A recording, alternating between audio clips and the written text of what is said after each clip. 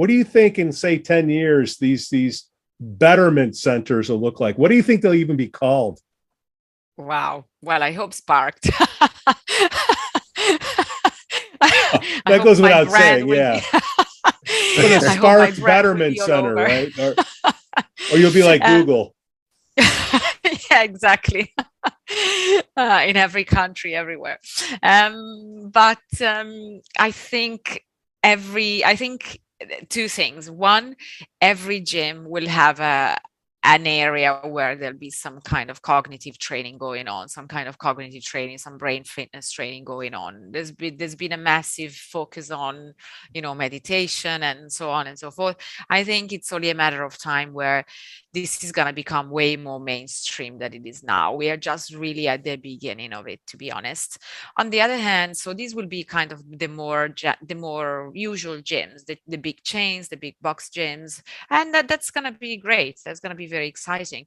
I think the other thing, like you just mentioned, we will have way more customized services. So people are going to want to know everything about their health. They're going to want to track everything. They're going to follow protocols about, exactly the goals that they are trying to achieve, and look at their health really from a way holistic point of view. I mean, longevity is already a big topic, and I think that's only going to get bigger.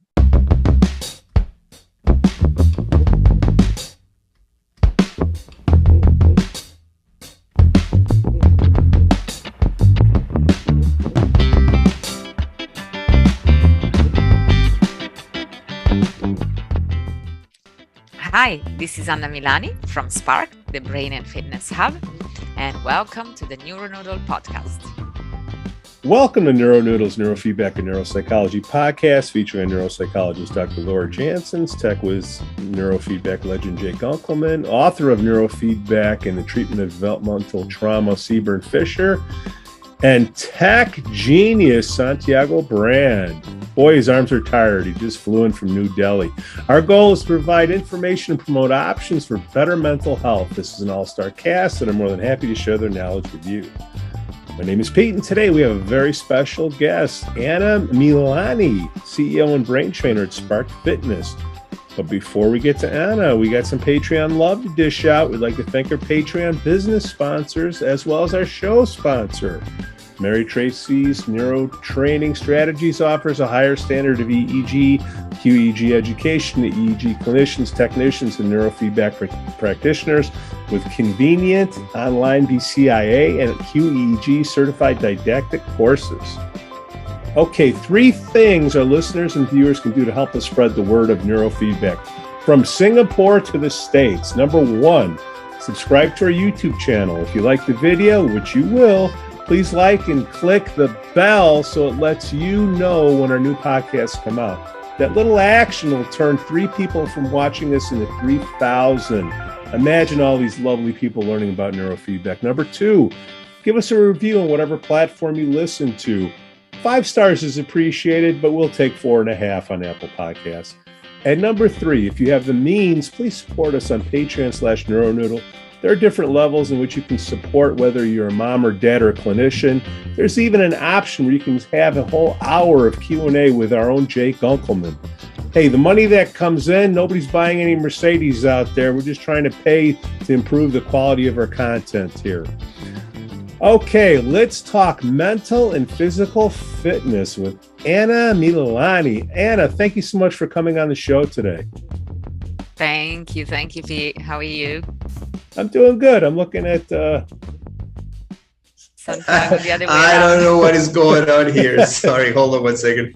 I gotta figure this out. Santiago, I know here. you just came in from New Delhi, and I know you're a little bit tired. There we are. Hey, there we Finally. go. Oh boy. We made it. I'm telling you, the strangest things are happening today.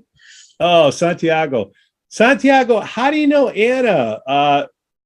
You were very passionate about saying, hey, we got to get her on the show. Okay, there she is. But how do you guys know each other? I met Anna, about a year ago, Anna, that we met, roughly. That's right. That's right. I met Anna through my associate, Sylvia Wetherill. Sylvia is my associate here in actually, Sylvia is now living in in Portugal, where she's from. But before she moved back to Portugal, she mentioned that she knew Anna through a mutual friend, and that she thought that it would be a good idea for us to meet.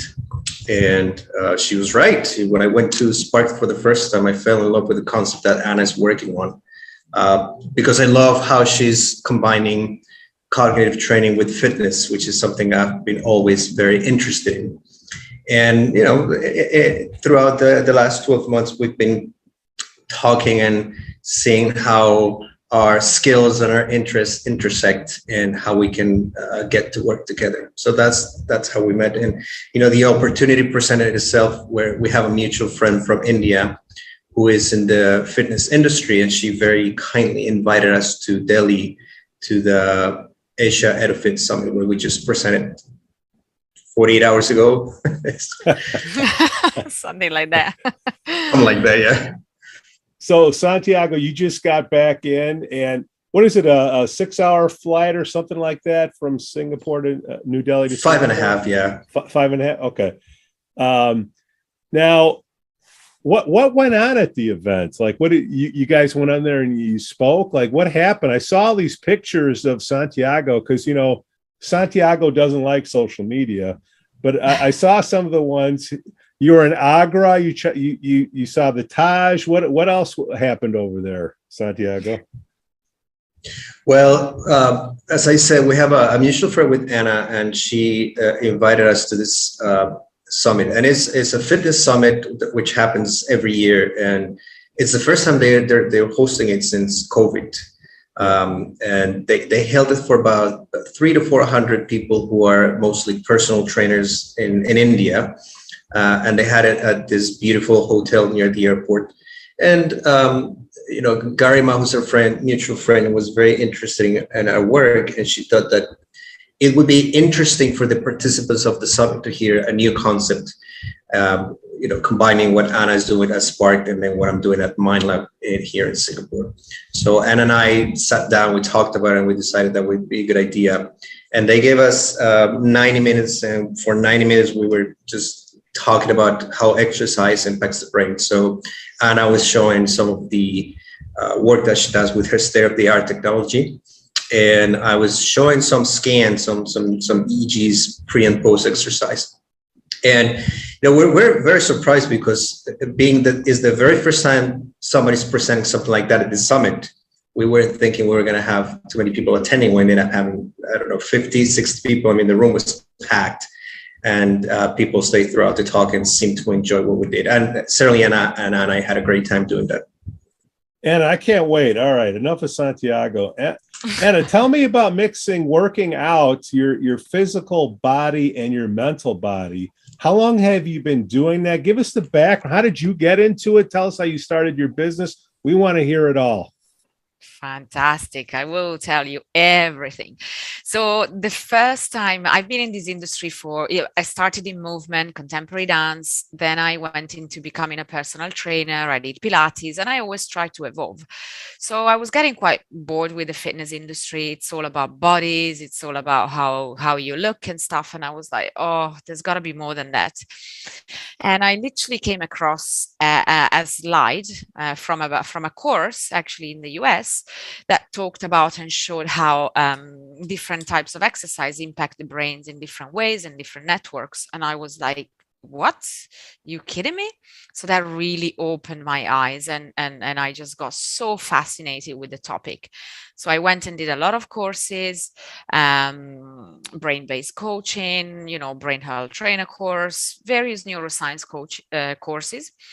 And from there, I started thinking, okay, well, this type of training and technology has mainly been used on special populations, so sports people, athletes, of course, so in corporates, perhaps, pilots, neurosurgeons, but also for rehabilitation purposes, traumatic brain injuries, dementia, so on and so forth, Parkinson. But I thought, I think there's scope for it to be really brought into the fitness world, and make it try to make it at least mainstream, so democratize this type of training. So that's what I really wanted to do. I really wanted to create awareness and spread the word. And the more I was researching the training and the technologies, the more I was realizing it is really helpful for everyone, like from kids to adults, to seniors, to for prevention, for people with neurological conditions. And so I conceptualized the whole space and gym, which looks somewhat of a gym, but it also doesn't look like a gym. But yeah, so that's how we really came up, and we only opened last year. During the pandemic, not the best timing, but we've been able to do a lot of exploration. So the first hub, it's called Spark, the Brain and Fitness Hub, and that allowed me and my colleagues, and obviously as well with Santiago, to really explore a lot of different ideas, different training with different populations. And yeah, I mean, a big component of that is also gamification, which I think is very important to highlight. Is stack based, is science based, but there is this layer of gamification. So yeah, I mean, I can certainly say from a training perspective, we've had a lot of fun with it, and I think there's gonna be more and more to come. New Year's Day, you're hungover, you feel fat, out of shape, and you're like, okay, I got to go to a gym. I got to get a trainer. That motivation lasts, I don't know, maybe if you're lucky, a month. And then you just bought the subscription for the year and you only use 1 month of it. That doesn't work. Okay. Tell me how it's different by using your product, Anna. How does a typical, like when a client comes in off of the street, how are you introducing your concept to them? How does it work? In different ways. First, it really depends who you have in front of you, because when we get clients, we tend to get clients that have absolutely no idea what we're doing. So they come and they kind of give it a go and stuff. And so we kind of layer the what we want to tell them, right? The story that we want to tell them, or what kind of angle we want to go with. Or on the other hand, we get the real geeks that have heard about it and want to know everything about it, right? So there's kind of two different. So on the outliers on the spectrum, right? Yeah. So obviously with the more generalized view is like, yeah, you're working your brain and you're working your body. So you are working out like in a normal gym, but on top of that, you're getting extra benefits. You're getting to work out your brain. And as they do these different types of training and so on, they literally do a session and they'll say to you, oh, wow, I really feel my brain has had a workout because I've been working out. So that's in a nutshell in that sense. Whereas with the people that want to know more, they'll be very inquisitive and find out a bit more. But how does that motivate clients? So of course we try and help them from a behavioral perspective. So we want to encourage, behavioral change, of course. And I think by working on the brain, that kind of happens somehow anyway. But the process and the journey of the way we train clients is we give them a cognitive assessment, okay, an online digital assessment. With certain clients, we will also have Santiago do a brain scan, a brain map with them. And then from there, from the findings we have, we then create a specific protocol for them to help them with their goals. And after around 3 months, we'll then retest them again. So that's how we keep the clients on and motivated. So they come in and they do a brain map. You do a 19 channel, Santiago. What do you do? Yes, that is correct. We're doing 19 channels, and as a matter of fact, I'm going to share my screen here just to show you what we spoke about. So this is before I even moved to Singapore, and this was when I was living in Colombia. Now, when I was living in Colombia, I was thinking about doing something like very similar to what Anna is doing with Spark in Singapore right now. And I was researching the technology and everything because I've always been a big believer in combining exercise with physical exercise with neurofeedback. And very anecdotally, I have observed very powerful results in the people I've used it with when I have them come for neurofeedback and then run on the spot for 5 minutes and then go back to the neurofeedback, they perform much better. And that got me interesting to see what's happening in the brain. Now, on this PowerPoint I have on the left, it's the eyes open EEG of a 38-year-old female who came looking for my services for anxiety. And mainly what you can see is the beta bursts that are spread out to the front and the back. And, normally when I see this beta burst, I normally see them in people with covert anxiety.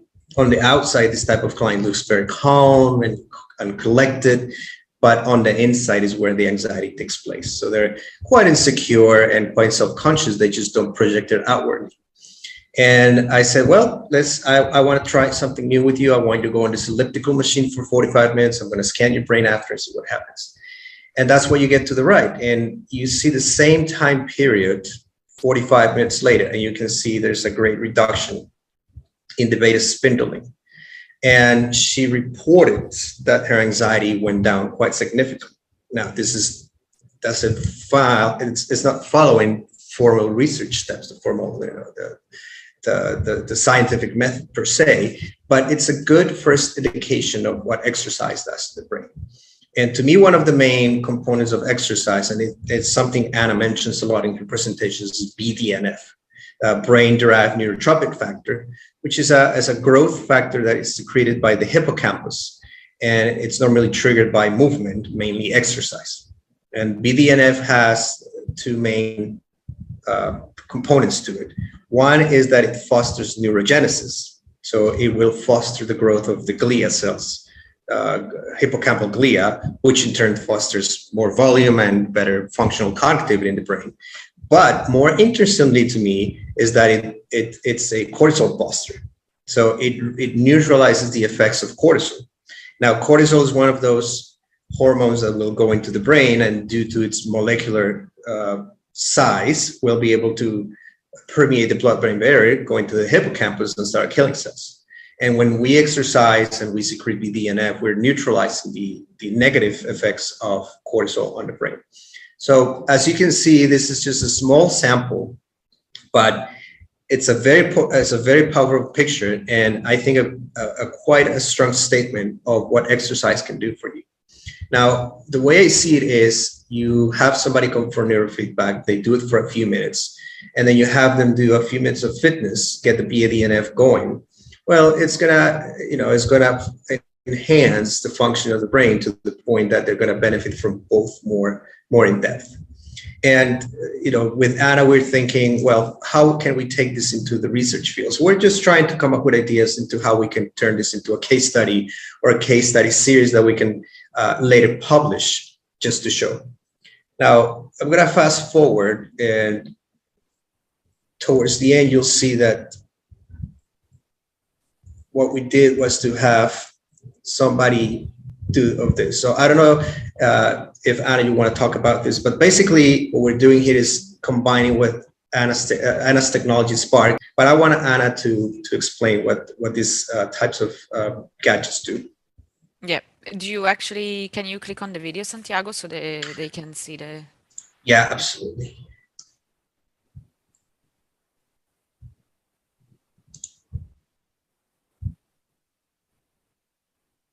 So what I'm doing here is basically I'm tracking 4 targets out of 8 targets in a 3D environment. So I'm wearing 3D glasses as well. You can't see it from the video there. But when the game starts, the target starts moving. I focus my gaze roughly in the center of the screen. I'm trying not to move up my eyes too much because I don't want to get distracted. So I'm tracking the targets with my peripheral vision as well. So after 8 seconds, roughly, the target stops moving, and I have to identify whatever each ball will have. Will have a number on it, and I just call out the numbers to identify the balls that were moving initially. So as you can see, or you won't be able to see, the targets move faster when I get the answers correct. If I get the answer wrong, so I'm not able to identify those targets, the targets will slow down. And there are about 20 trials in each game, and the game is calibrated so that you would get about 50% of the targets correct. So it puts you in a position where you're constantly challenging yourself enough, but not too hard that you're always getting the targets wrong. So it brings you into that state where your brain is really working in all networks and regions. To be honest, we have done this with Santiago. We have looked at the brain working while doing NeuroTracker, and we have seen that it probably wasn't from this specific time, Santiago, but we did it a while ago. And I remember the brain really working out in every possible lobe and area. So it was quite an interesting finding. Yeah. Santiago, what are we training here? And what are we training off of? Is there a database or something we're comparing? What are we trying to improve? First I want to say that what Anna was saying in terms of the brain scanning was absolutely right. And I don't have the slides here, but I remember we were recording one of Anna's trainers doing this, which is, if I'm correct me if I'm wrong, Anna, but it's depth perception and peripheral vision. Yes, so you're doing, there's a lot of benefits by doing this. You're definitely training that perception, that 3D environment is helping you engage again your 3D neurons and stuff. Definitely peripheral vision. Of course, attention, because you're having to focus on the task for quite a while. Inhibition, you're trying to avoid being distracted by things that are happening to you around your environment. In fact, the way that this type of training starts for a beginner is by sitting down. So in this case, I was sitting down. To be honest, I have been doing NeuroTracker for quite a while. So I'm already in the next phase of it, whereby I'm starting to include the cognitive motor training side of things. So the physical task. So the next level from a sitting down position would be a standing position. So I do my consolidation phase, sitting down, and then I progress to a standing stance, because that's already increasing dual task. Standing is harder than sitting down. As I progress, I can then make this way more transferable to whatever skills I'm trying to improve. So if I'm an athlete, I may be dribbling a basketball if I'm a basketball player. If I'm a soccer player, and someone might be throwing a ball to me and I might pass it back. So you can make this type of training as specific to what you are trying to achieve. If you could also have noise trying to distract you as you're doing this type of training, because essentially you're trying to get benefits, but in a real type of environment, because when we are driving a car, there's a lot of distractions happening. So we need to be able to pay attention to tasks while there's things happening around our world, basically. Now, when we recorded this speed, it was very interesting because we did it with one of Anna's trainer. And when we recorded EEG, I didn't have a helmet at the time, so I did full 19 channel cap with my amplifier. What we saw as she was doing the NeuroTracker was that we had a burst of theta at the FZ region, which is an event-related potential. So we got an ERP, which was not previously there as a consequence of the exercise. It was not OCD, rumination, inattention type theta that you would normally see in some percent of the population. She didn't have any of that activity at baseline. And then while she was doing that, we were able to get that recorded. We were getting the brain to be activated and engaged. And this particular region of the brain was producing this ERP, which is, it's task related. And to us, it means that the brain is oriented to the task and doing something specific.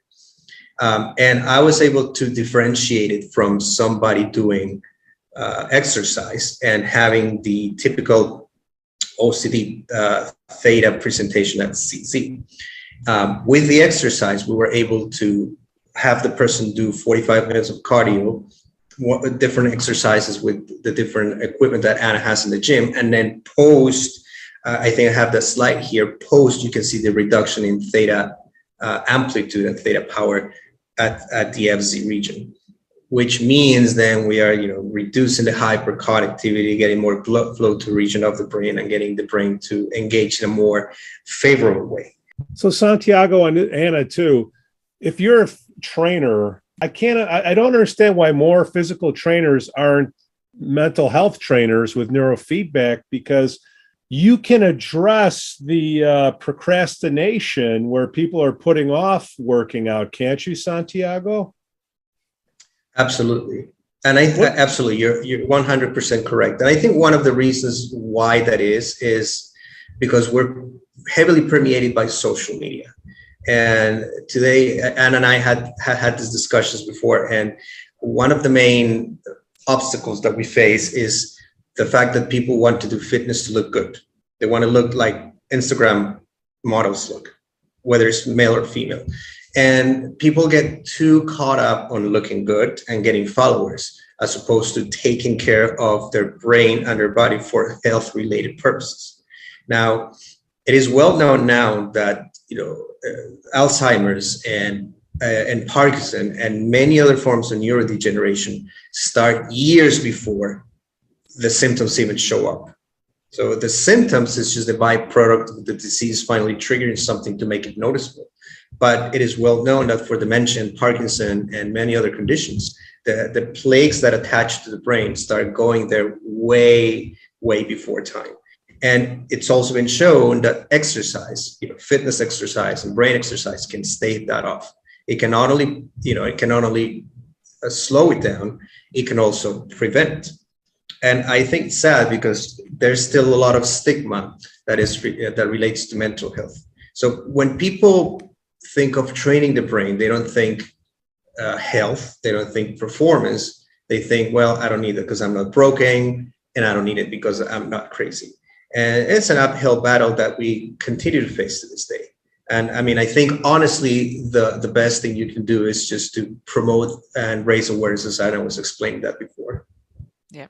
I mean, a lot of what if I can go maybe in their early 40s even, and they ask me, well, but I'm still so young, I don't really need this type of training yet. So in their mind, they don't feel like they need it, but exactly that. Just because symptoms show up like decades later, it doesn't mean that you shouldn't start well early. That's one thing. The other thing I wanted to add, and on definitely a big reason why I'm so excited of working with Santiago as well, is because what we're trying to do at the gym especially is to make the intangible tangible. Okay, so a lot of people that would go to a regular gym, they want a six-pack, they want the biceps, and they train a few weeks, and yes, they start seeing the blood flow in there, and there's a pump, and hey, I've got some biceps now going on. But when they train the brain, you can't see the change sizes in the brain. Of course, it takes a long time as well for that to happen. It doesn't happen overnight, right? And so people, they feel like after a workout, they'll feel like, wow, I feel my brain is awake and stuff. But at times it may not be enough of a motivation. But if they see it tangibly on a scan with waves and so on, then that's really, really powerful. And that's the purpose of what we are trying to do, at least on my side for sure, is to really show that to people and go, look, believe me or not, is here for you to see. So somebody comes in the interview with Anna, and they give their goals and their expectations of what they want at the end of this time period that they work out. When you do the 19 channel, I don't know what you call it. I don't know what the protocol is that you train for, but what would you see if somebody is more prone to putting off a workout or procrastinating? What would you see on that brain map? Normally, you tend to see slowing in the prefrontal cortex and the sensory motor region. It's normally under activation of the prefrontal cortex and the sensory motor regions that it's a common finding in people who tend to procrastinate. Their executive functions are not quite consolidated, and the motivation element is not there either. These are functions that partly take place in the frontal cortex. Of course, there's other brain regions involved, but normally I tend to see that. I tend to see the typical theta beta ratio, or more theta power than beta power at CZ. F3 and F4, F7, F8 tend to be regions that are highly involved with that. And when I describe those for the people out there who don't understand, it's just specific regions in the frontal cortex which are involved with your decision making and your motivation. And that means that if you have slow brain waves, for the most part, not in its entirety, for the most part, you have reduced blood flow to that region of the brain. And if you have a reduction in blood flow to the region of the brain, your brain's pretty much going to get lazy. And if your brain gets lazy, you're going to get lazy. So you're not going to see the point in exercising because it's hard. And that has to do a lot with the level of neuroinflammation a person it's facing. Sometimes exercise can be counterproductive if you have a high degree of inflammation going on. If you have a client who is exercising, starts exercising, but they feel worse after they do it, not better, then you have a client with a high degree of neuroinflammation. You have to dampen the neuroinflammation and take the exercise progressively. I think, and probably Anna can attest to this, is that exercise prescription is key. First of all, if you're going to exercise, you need to exercise and do an exercise that you enjoy.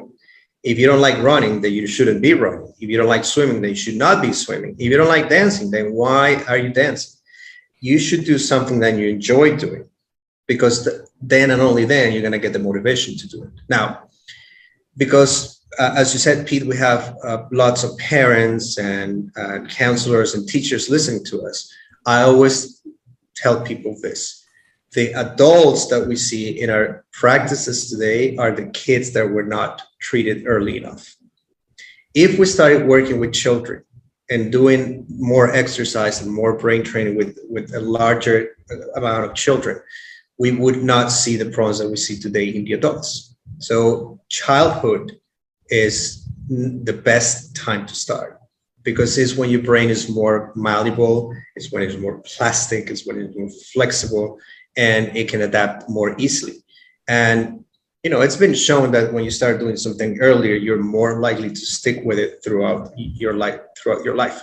Now, that doesn't mean that as an adult, in your midlife or in your later years, you cannot benefit from this. Of course you can, but it needs to be prescribed in a way that you're gonna be benefit from it. Because with neurofeedback, you're adding to what the exercise is doing, and then exercise is reinforcing what the neurofeedback can do. You have people coming in that aren't motivated, so you have to somehow help them get motivated. Neurofeedback isn't a magic wand. It's training and it's work to do. People are more willing to take a pill than they are to work out. Do you address diet and sleep with them? Because they can it's like an ADHD kid that you're trying to train with neurofeedback, but they're eating Snickers every hour, candy bars, right? So I just wonder how you address that with your potential clients, diet and sleep. Sure. So when we onboard clients, we take them through a cognitive test, which is not just a cognitive test, really. It also looks at their behavior. It asks a few questions about behavior and lifestyle, and also about their metabolic condition. We'd also ask them some general questions, like you said, on sleep, so on and so forth.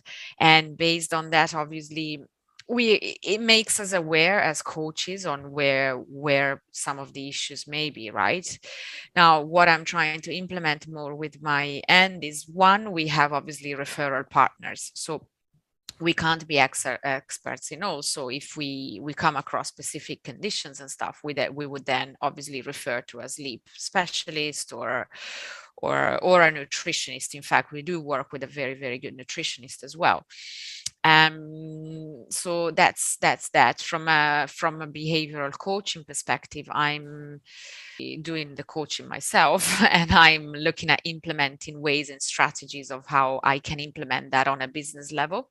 And we have started implementing digital solutions because of some of the corporate clients we work with, which have expressed an interest in us developing certain solutions and stuff. And even on that level, we are exploring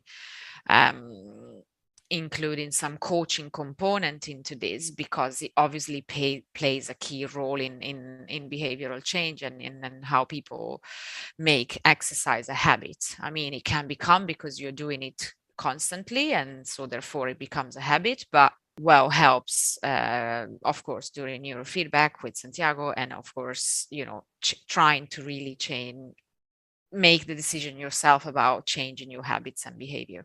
So I think it's a very mixed and combined effort. So what do you think the future looks like? You think we're going to have gyms? You think it's not going to be called a gym anymore? It'll be a holistic betterment center where, I mean, shouldn't it start with your DNA? Know what your DNA is, so see what you're prone to, then get your 19 channel scan. Then you have a consultant like you to look at it. I mean, you have DNA counselors now, right? And then you look at it and you map. Then you have a nutritionist in the same place and a sleep specialist in the same place. And, you know, I don't think people get it. I mean, I still don't. It's a combination of things. There is no right answer for one specific person. It depends, right? Because everybody is different. You think fingerprints are unique? Try to deal with a gazillion brain cells, okay? Right?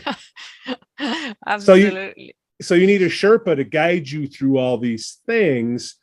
And I think that's what what does the future look like to you, Anna? I mean, you're just starting, Santiago, you're getting in there. And then I see people all the time who are more and more interested in longevity and biohacking and lifestyle. More and more people, thankfully, are understanding that it's the whole concept. It's nutrition plus sleep plus your stress management plus your brain plus your body. It's not, it's not either of those components. It's everything. My hope would be that it becomes more affordable and attainable to more people, because right now it seems to be for the well-off and the wealthier, and that makes it a little unfair. But of course, as the technology gets better and more manageable, more easily accessible, I think so will be the financial element. I think more people will be able to access this at affordable fair price. I don't think it should be something for only those who are financially better off. I think it's something that everybody, the rich, the poor, the middle class need to have access to, because this is something that ends affecting, health costs. It's up costing you and I in tax dollars. And I think that if we can cut on that, we're just going to be doing a great service. I think Anna and I don't know how you feel about it, Anna, but I feel that we planted a seed in India, and I think we got quite some people interested. Even if out of the 50 people who were in that room with us, one person got interested, I think we did a great job, because they're going to become multipliers as well. And that's our hope. When Anna and I talk somewhere together, that's the hope we have, that people can see that this can be integrated, that you don't have to start with hundreds of thousands of dollars in investment, and you don't have to have a gazillion titles and a gazillion initials after your name to be able to do this. You need to be educated enough and motivated enough to get something like this going. And I think that this is going to be, I would say in the next 20 years, we're going to see more sparks around, and more people training their brain and their body all together and looking at their DNA, as you're saying, and look at their nutrition.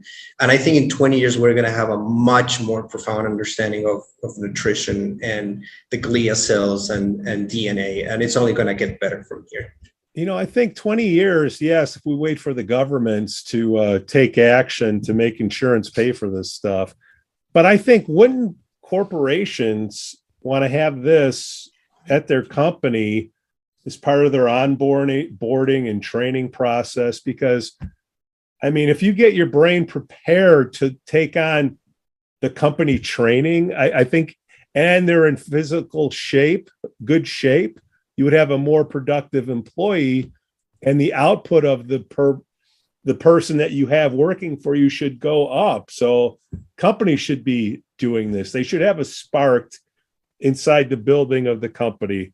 I think that'll happen before the governments kick in, Santiago. I don't know. But you're in Singapore, I'm in the States. Oh, you nailed it. You nailed it. In fact, one of the first thing I thought about doing is eventually having sparked boxes, or however they will be called, in corporate offices, because they are apps. First off, corporates are quite attracted already to the concept as soon as they hear the brain. Of course, they're thinking productivity. They link it to mental health. So they want to they want to show they are looking after their employees and stuff. So there's definitely an immediate interest is obviously in what milestones are they ready to invest in this, right? Is it initially through just a webinar? Is it through an event? Is it through a series of classes? Is it then ultimately in investing in a full-on facility that will help their employees on a regular basis? So, but again, I think it's really just a matter of time, and it will happen.